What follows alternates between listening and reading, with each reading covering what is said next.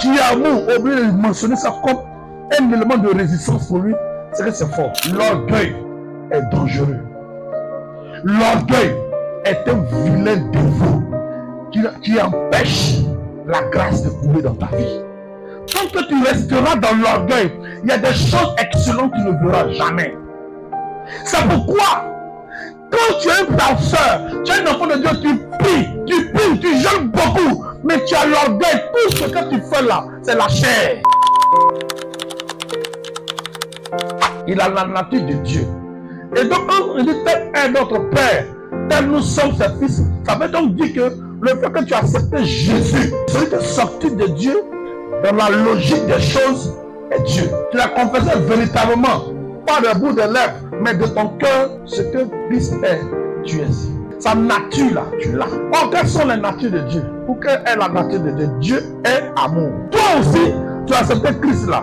Normalement, tu restes toujours amour. Tu n'as plus besoin de prier pour que tu aies l'amour. Tu as déjà l'amour. Il faut prier pour que tu puisses garder l'amour. Parce que si ça t'échappe, c'est que tu n'es plus Dieu. Deuxième élément de la nature de Dieu, c'est la justice. Tu entends toujours quand on parle de Dieu, on parle toujours de la justice à côté. Dieu est juste. Toi aussi, tu es juste. Nous sommes justifiés par la grâce au moyen de la foi. Ça veut donc dire que tu es juste. Malheureusement, si tu te rends compte que tu n'es plus juste, c'est parce que tu n'as pas prié pour garder la justice en toi. Et donc, la nature de Dieu, là, on l'a. On ne prie pas pour avoir.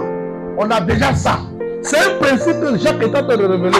Dieu, au contraire, donne une grâce excellente.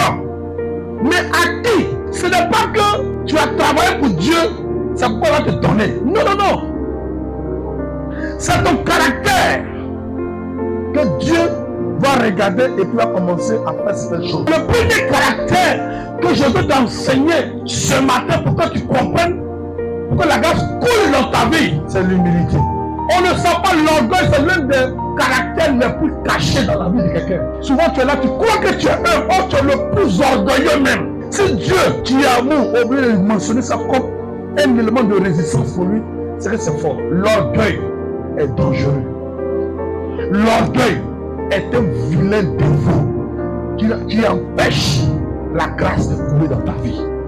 Tant que tu resteras dans l'orgueil, il y a des choses excellentes que tu ne verras jamais. C'est pourquoi, quand tu es un pasteur, tu es un enfant de Dieu, tu pries, tu jeûnes beaucoup, mais tu as l'orgueil. Tout ce que tu fais là, c'est la chair. Le premier caractère que tu dois avoir pour faire couler l'eau de la grâce dans ta vie, c'est l'humilité. Quand tu es humble là, Dieu te lève.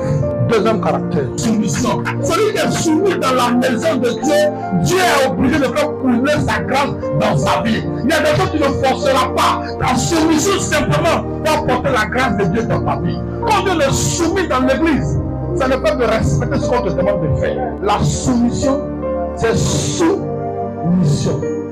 C'est de te mettre sous la mission. C'est pourquoi la femme doit se mettre sous la mission de l'homme. Parce que c'est l'homme, c'est le maître de la maison.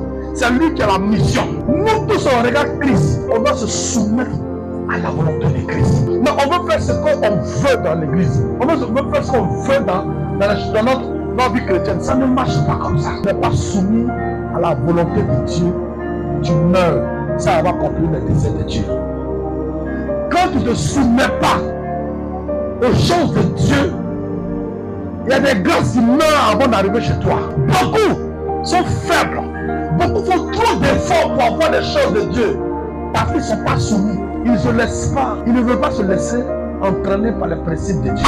La Bible dit que même Noé trouva grâce aux yeux de l'Éternel. Mais cette grâce-là, pourtant ça peut arriver dans la vie de Noé là, il aurait fallu deux choses à Noé. Il y a une chose qui est la nature de Dieu. Certainement, il l'a eu parce qu'il a cru dans l'Éternel. Et la deuxième chose, qui est son caractère, qui est l'intégrité. La Bible dit que Noé était intègre. Et ça lui a fallu toute cette grâce devant sur toute cette terre-là. Tout le monde est mort sauf Noé et sa famille. À cause de l'intégrité. Ces choses-là sont en vous et en abondance. C'est-à-dire, je ne dis pas que ce soit seulement qu'en vous, mais que ce soit beaucoup. Il faut prier pour que la tempérance soit beaucoup dans ta vie. Le diable là, ce qu'il recherche là, c'est que tu ne te maîtrises pas pour que tu fasses l'erreur. Beaucoup d'enfants de Dieu sont colériques. Un petit truc réagissent. Tu réagis automatiquement quand le diable va t'avoir. Dieu dit à moi la vengeance et la rétribution. Faut laisser, ça peut te calmer. Ça peut te faire mal. C'est pas faux. C'est un homme. Mais calme-toi. Calme-toi en tout. La tempérance, c'est faire les choses selon la mesure raisonnable. C'est faire les choses selon une certaine dose limite. Il ne faut pas dépasser la raison. Dans ta colère, tu peux gâter beaucoup de choses. Celui qui n'est pas tempérant, il a la colère en lui. Il a la nervosité en lui. Il a le gâchis en lui. Il est prêt à tout gâter et puis après il regrette.